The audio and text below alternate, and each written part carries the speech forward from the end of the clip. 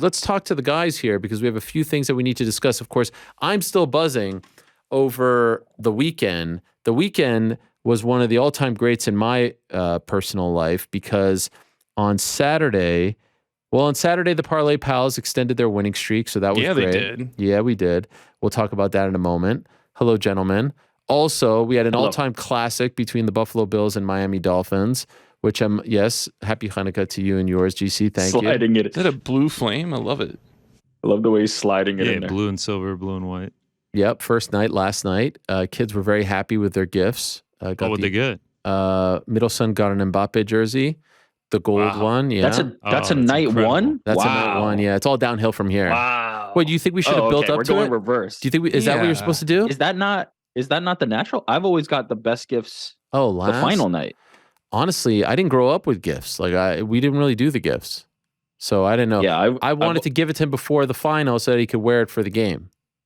That makes sense. But yeah, I've always built up to the best gift last. Middle son got Mbappe. Older son got a Foden England jersey, the red one. Daughter got an England white one. And she was cool with it. I thought she'd be like, why are you giving me this? But she was down for the cause. So that was a lot of fun. And so Saturday, Bills Dolphins was incredible. Thank you, Mother Nature, for that. That was amazing. And then we saw, we saw one of the all-time great sporting events on Sunday morning. And I'm still kind of in awe of what I saw. Amazingly, NYRic didn't watch. Did you watch? You really weren't watching, Rick. You know that's not true. There's text proof in our thread. Have you changed your stance on the World Cup after seeing that? What was my stance on the World Cup? Remind me. I'm not sure you actually know what my stance on the World Cup is. Yeah, you and Dana White. Are they ever going to score any goals? Yeah, please. It's not that big. Enlighten me. Look at how big. Look at how big the net is. Why do they never score? The Olympics are bigger. No, it has not changed my stance. It is still just as hard as ever to get people to collectively watch something. I will say. How many viewers do you think there were yesterday? They're climbing 4 billion. Probably had this. Well, that's worldwide. I'm talking U.S. But also, yes, I bet this had very, very strong viewership, especially in the later stages as people are going crazy on Twitter about the equalizing goals from France. But no, my stance has not changed on that. What were they saying? Like 2,800 tweets a second after Mbappe's second goal? Is that what they were saying? I believe so. That's insane. It was incredible. It was truly one of the greatest sporting events that I've ever watched live. Definitely the greatest World Cup final that I've ever seen. I mean, I remember them as Italia 90 is my first recollection. West Germany winning. And then 94 is like the one I really remember with Roberto Baggio missing the penalty kick. Of course, I don't need to tell you guys about all of that. Of course. It was incredible. Naturally. It was a great year. At the Rose Bowl in Pasadena. But it was amazing. And I tweeted top 5 greatest finals ever, like championship I don't know how to what's the word I'm looking for here? Championship. Deciding games. Yeah. Deciding games. Top 5, and I don't want to be a victim of the moment, but I kind of feel like it's number 1 when you consider the stakes, when you consider strong argument. When you consider the stakes, when you consider the Messi story, when you consider what this means for Argentina, when you consider how the game actually went down, like I don't know. Up until this point, I'll just say, and I want to get your thoughts on it. I used to think in terms of like deciding games, because of all those things, game back and forth, but then the stakes, what it meant. And you probably will agree. I used to think Game 7 2016 was. I mean, that's greatest. like knee jerk. Yeah. 3-1 comeback. Everything that was on the line. Absolutely unbelievable. Also, one thing about this game is that for 75 minutes of it, it was just a complete domination by Argentina. Yeah, pretty much. Up until that penalty, like it was so one-sided, and then the game just flipped on its head and once the penalty got called. And then it was just madness for the last 45 minutes all the way into PKs. Wait, so do we agree that 2016 Game 7 NBA Finals, Cavs Warriors is the greatest of all time? And is this better? That 2016 Cavs Warriors Finals was like edge of your seat the entire 48 minutes of that basketball game, and it just finished like the moments, the Kyrie 3, the LeBron block on Iguodala. Like, the second one that I was going to say was 07 Super Bowl undefeated Patriots against the Giants. Yeah. Similar in the regard that they were chasing history, right? Like the Cavs were down 3-1, so they were going to be the first team to come back from 3-1. the Golden State Warriors had the 73-9 season. Were they going to lose the 73-9 season? So there was that kind of stakes. I'm going to shock you here. Oh, that was number one. I think this is bigger. I think this was a more significant one. And I would have understood. Exactly why. I would have understood if you would have gone with the Cavs because, of course, for my personal, like, there's no doubt, nothing will top 2016. That title I'll be able to coast on that forever as a Cavs fan. Don't care if they win another one. Because it's personal. That was the best because it was so personal. This one was better because at the end of that game 7, the tension was all built by how inept both teams were. They were both kind of not doing enough. They were both kind of like looking lackluster. And it was like, who's going to break this and finally break through and score?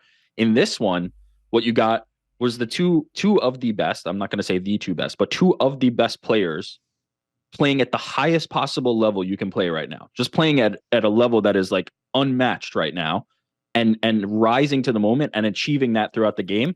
So to me, and because of the global audience, because of the stakes, because of this being a global tournament, to me, this is probably number one. This is probably number one. GC? I don't know.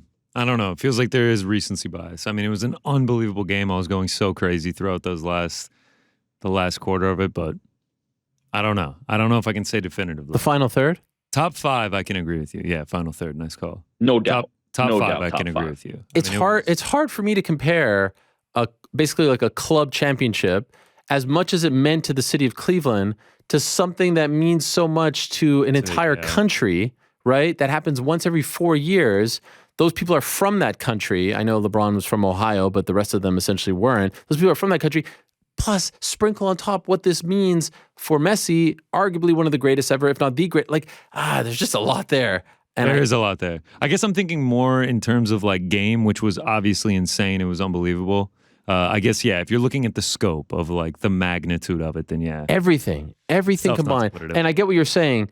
I mean, first half was magic. There was maybe like a little bit of a lull first, 20 minutes of the second half where there wasn't a ton going on.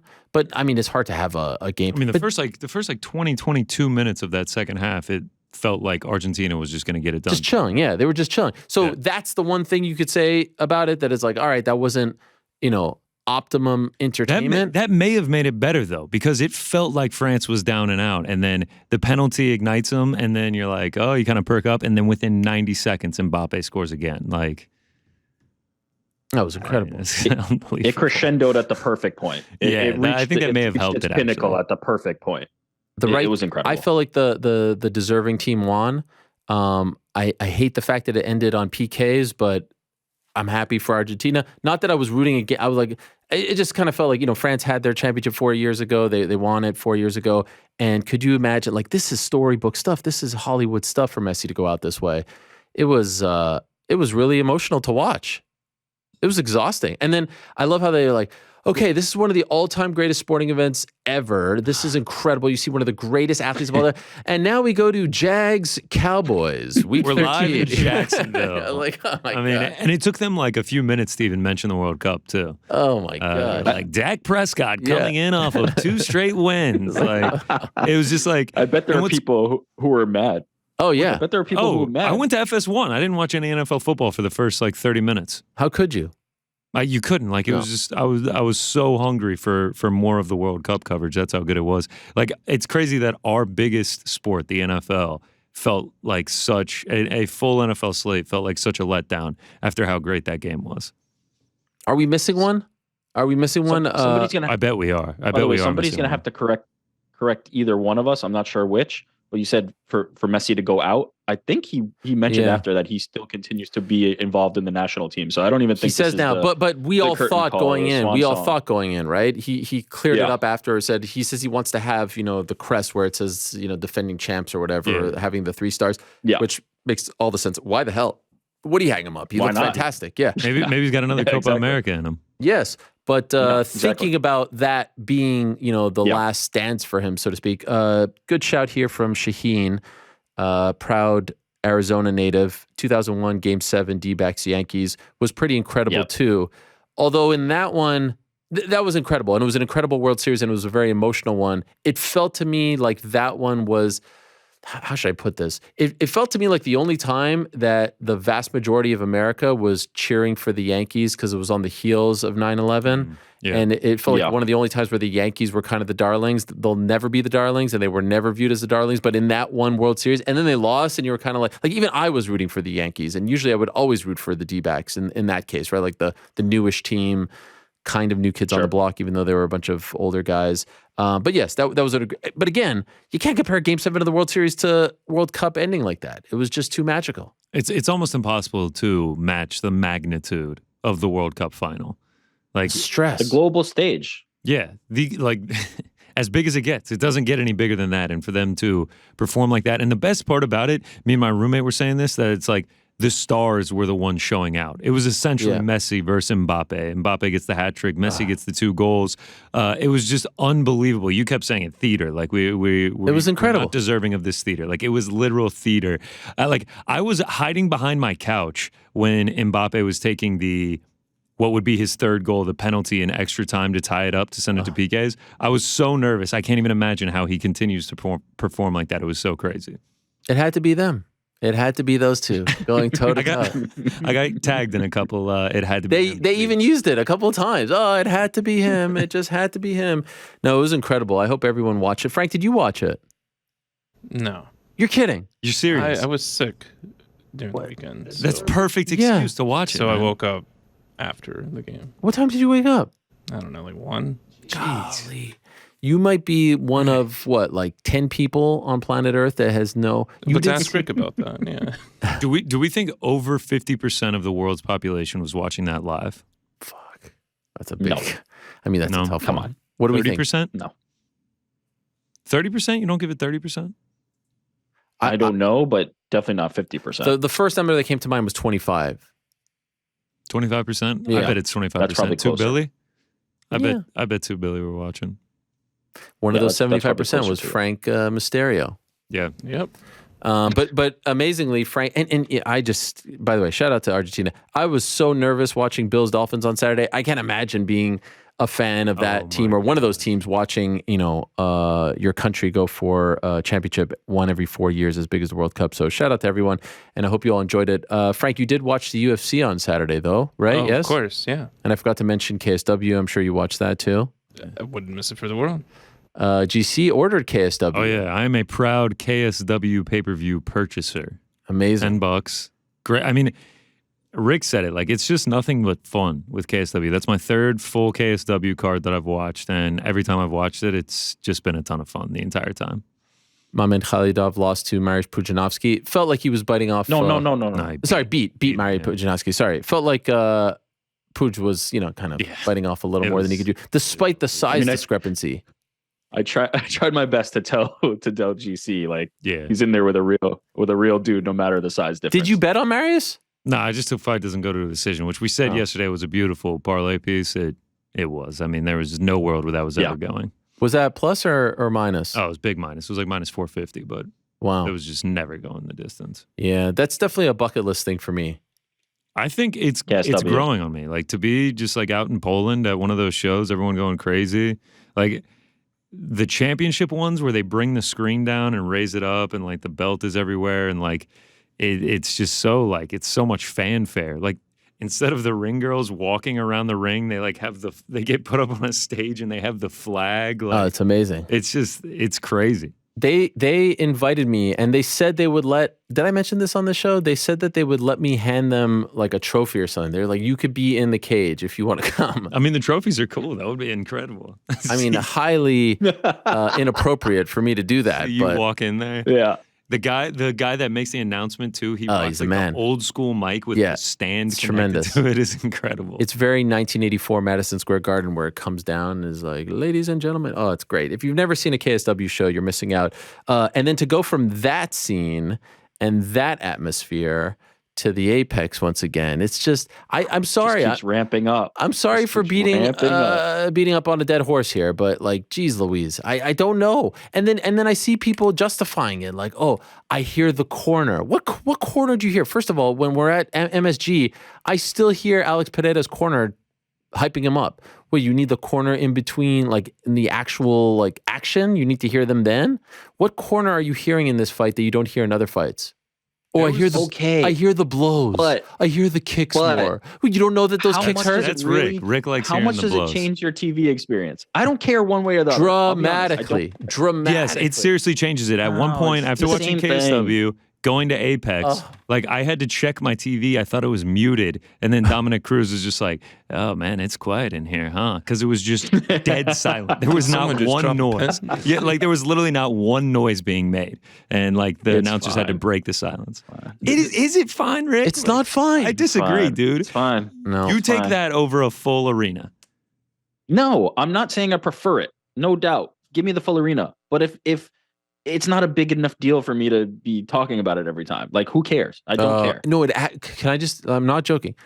It actually depresses me. Like, I feel sad. I feel sad watching You're it. a fighter. Sad, yeah. If you're a fighter and you're like, I want to fight in front of a crowd, great. Understand. Get it. I'm bored. I'm with you. If you're talking about a TV product, it's like 5% different, if that. Jared Cannonier in July fought in front of 20,000 people for a belt. On Saturday, he fought in front of maybe 200 people against the 7th ranked middleweight. Like, that's just. I mean, if you wanted to hear 20,000 20,000 boos, that's what you would have got on that one. You definitely would have heard something from 20,000 people in the arena for that one. Imagine that Bobby Green fight in front of a crowd, though. They would have been going bonkers. That would have been fun. Yeah. It would have been fine. 5% better.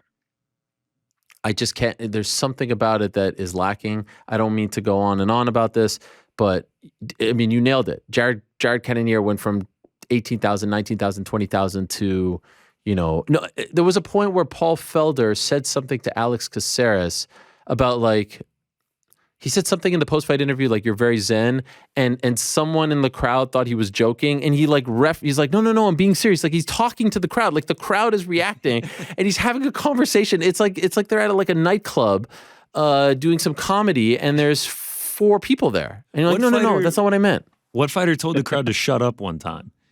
He said something like it was like a questionable decision, and someone was heckling the fighter, and like in the middle of the post-fight interview, he was like, yo, shut up. Who was it? I can't remember, but it happened at the Apex. I feel like that's happened a few times. Like, you should not be getting heckled by fans, like in like, especially the ones they're paying top dollar for those. They're paying top dollars for those. They tickets. should be allowed to heckle. I like it. How'd you guys score the main event? I don't know. 48-47 Cannonier. I thought it was 48-47 either way. It was so close. I had a 2-2, and then Jared took the last round. That was how I scored it. I thought Jared won. I don't have the strength to get into the whole 49-46 on opposite sides. I just don't. It just felt weird. like most people were defending it, but it was like, this feels weird that they had complete opposite scorecards. Can I say, revert to my point from last week? If there are people defending 49-46 on opposite sides, the criteria is broken. Yes, like that's kind of my point. If that is correct, if we are saying it is okay for 49-46 either way, then that does not work. Then that judges that are supposed to have the same criteria had exact opposite scorecards. It's broken. And then the third one was different too. The third one, he got the 49-46 as well, but he got there in he took a different route to get there. And it's not like they're watching it from dramatically different vantage points. No. Right? No, I mean, I will say I have seen a huge difference from scoring in an arena versus not in an arena, right? Yeah, but all 3 of those guys are in the arena. I'm not saying that those 3 should have different scorecards, but I am saying it is different in the arena versus scoring on TV. 1,000%. That's what I will say. 1,000%. I will also say that, and I don't know if anyone out there has done the research on this. I wonder if they get them more right. They're more accurate at the Apex because there's less. What was the thing that we said about Gordon and Patty was, they were swayed by the crowd. John McCarthy himself said that they were swayed. Here, there's really no crowd, right? And so I wonder if there's less of that. I don't know. Like, I don't know how many quote unquote robberies there have been at the Apex as opposed to not at the Apex. But by the way, if I'm Dricus Duplessis, we were talking like, should he call out that guy? Like, I'll take that fight. Yeah. Oh my gosh, yeah. Right? I mean, also, like, I also don't think that main event was a robbery, like in any way. I thought the scorecards were just kind of weird. Oh, there's a really big difference. Like, not a robbery. I very, very, very rarely use the word robbery. I think Gordon Pimblett was a robbery. This was not a robbery. This was just a not close even fight. Close. Yeah, it was just a close fight, and the scorecards were all When the scorecards are all over the map, that's not a robbery. When, as we saw last week, it's 99% in favor of one guy and the other guy loses, and that guy loses, that to me is a robbery. I didn't think that, this was a robbery. Was there anything that stood out from this card that we liked? Drew Dober looked good. And that chin on Drew Dober is just... Yeah, the Alex Caceres, the way that he switched to that kick was like mind-boggling. Dober has looked good this year, but Dober. It was just Dober, right? 3 wins. It's Dober. I mean, nobody. Rarely. I think Dustin Poirier. Off the top of my head, I'm not 100%. Nobody takes out Bobby Green like that. That was sick. And to take the shots that he was taking from Bobby Green too. Yeah. I mean, his chin is legendary. We don't need to do too long on that. It's Everybody legendary. knows, but it's legendary. He's the man. He's the man. 3 wins in a row. 3 finishes in 2022. I mean, the way that he got through Terrence McKinney to survive that onslaught in the beginning and come back, like the chin is crazy. I mean, it was lower on the prelims, but Renat Fakhretdinov, I mean, the guy has like over 27 minutes of control time through his first 2 fights. Like, he is a relentless grappler. I thought that was pretty interesting as well. I was leaning towards Jake Matthews. Thankfully, I didn't go that direction. Let's go. I think me and GC were both a little like we were a little, I couldn't 100% tell, but I think I could tell from the vibes that we were both a little bit less. I'm not gonna lie. I was giving a slight shove to Sergey. I felt pretty good about Sergey. Yeah, he's just been a little bit unpredictable, Matthews, and he ended up losing to Semelsberger. And so the Parlay Pals roll on, and I saw Frank saying that he's the one that's benefiting the most from the Parlay Pals' success as of late without him. How do you justify that, Frank? Just raking in the money. So you don't have to put up. Oh no! You continue to take these. I only saw the first slip. Oh, I didn't realize I had to show you guys the slip every time. Can we backdate those? I mean, can you show us what you got? I mean, if you insist, sure. Just feels a little weird. You can't just take my word for it. Yeah, you're right. You're right. I take your word for it, Frank. So is this 3 in a row or 4 in a row? This will be 3 in a row. And so ever since we dropped the excess baggage, we've gone 3 straight. Okay, let me say something out of the interest. Let me say something. Referring to Frank as excess baggage. Let me say something in the interest of fairness, please. And I've said it almost literally every week we do Parlay Pals. The difference between picking 3 and picking 4 is astronomical. Monumental. It is astronomically harder. So it might not be that Frank was necessarily bad at this. I'll let the viewers is that the out there reason I was decide asked off? I thought I retired. I was gonna say you weren't asked off. You quit. You retired from the Parlay But you Pals. guys act like this was a strategic decision that you've made on your behalf. Well, I'm trying to defend Rick, I you here, appreciate Frank. you. You know what? Forget that. You know what? I'm done. It was so quick for you to turn around. It wasn't genuine. it is working. It is working out for us. Well, Frank, 3 versus 4 is very. Do you want back in? Mysterious is happy. I'm happy. Yeah, I want back in, but the money's just coming in. Like I don't know. Like, we cannot let him back in. When you guys lose, I'm gonna have to make a real decision about Yes, well, we have to stick to our guns. We have to stick to our guns right. here. I'm already eyeing the Frank's first UFC event of the year. So this is going to last a long time because first UFC event is what, January 14th or something like that? Yeah, so at earliest he'll be back for UFC Rio. Which like at that point it's getting to be That's like a 2 months. Yeah.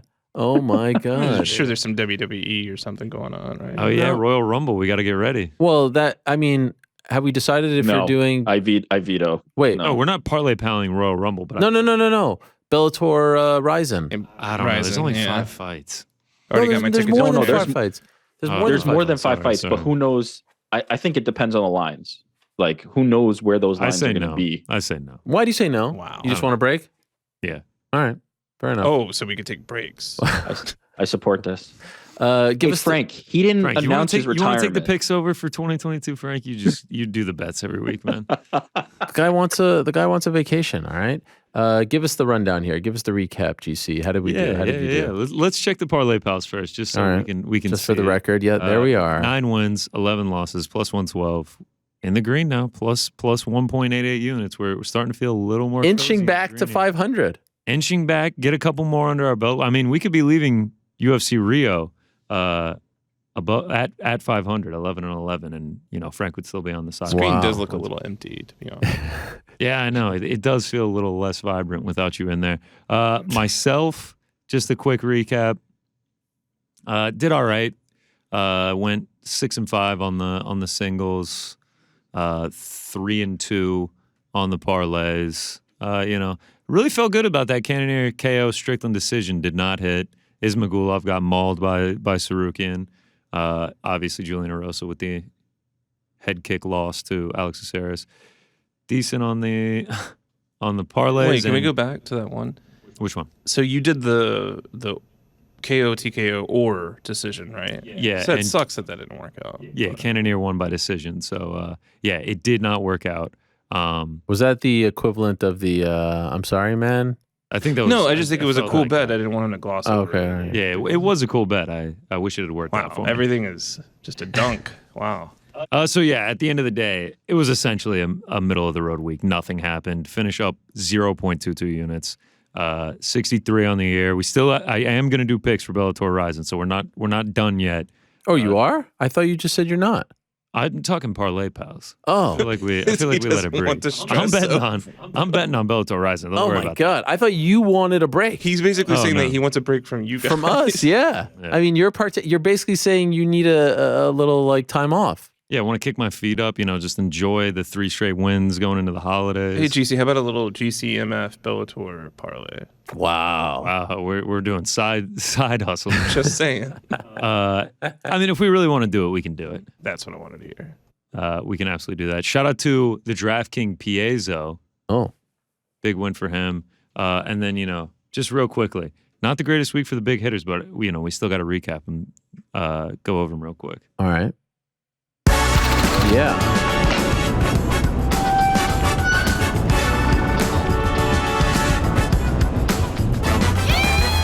Oh, yeah. I thought maybe we'd get a holiday version of this. Look, I just made it time.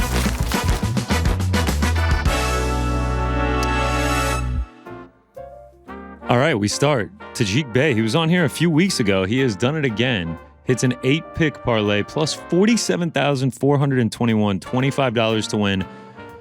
11,880. I just don't know what I'd do with myself if I hit that. He also hit 3 more parlays. The profits total up to like $34,000 worth of wins, all off of UFC Vegas 66. Absolutely unbelievable stuff. Not much else to say. Just absolutely incredible. Next up, that kid MMA plus 14,646. He goes 15 legs. 2 of them got voided, though. The Shavkat fight got moved, and Magomed ended in a draw. But he still turns $10 into $1,464. This is across PFL. This is a month-long parlay. It goes PFL, the Pavlovich fight, Shabazian's in there. 282, he's got Topuria, Dricus Duplessis in there. And then Sarukian finishing it off this week. Incredible stuff from him. Josh Hediger, he hits 3 parlays, 30 plus 3,200, plus 1,900, plus 2,100. That's a good day at the office in my book. And then wasn't the greatest week for MMA big hitters. This is an MMA bettor, but he did it on an NFL bet, Magic M MMA. We've featured him before. I don't even know how many legs this is, but he starts with the Vikings. It ends with the Chargers. He had the Raiders with that crazy finish in there. And he goes plus 48,064. He turns €100 into 48,000. The way that Raiders game ended, I just can't even imagine how I'd be acting. I probably wouldn't be at work today if that was me, but... John Jones's brother. Yes. It Yeah. was like, Chandler Jones. Didn't you know that he had like 19 sacks last season? That's not just John Jones. I'm like, yes, I know who Chandler Jones is, all right? Yes. Gosh, Syracuse, all right? What are you talking about? There it is. There's the MMA tie-in. But shout out to him. €100 into 48,000. That's life-changing stuff right there. And that's it. Not the biggest week for the big hitters, but still, people did not fail to cash in. So shout What out. about that one parlay that I saw the guy had? Oh, What was it? And he it cashed ended out or with something? France. Yeah. Smart He play had like by him to 7 cash out. What was it? He had like 7 different championship winners from different sports. Yeah, it was like including. Go ahead, GC.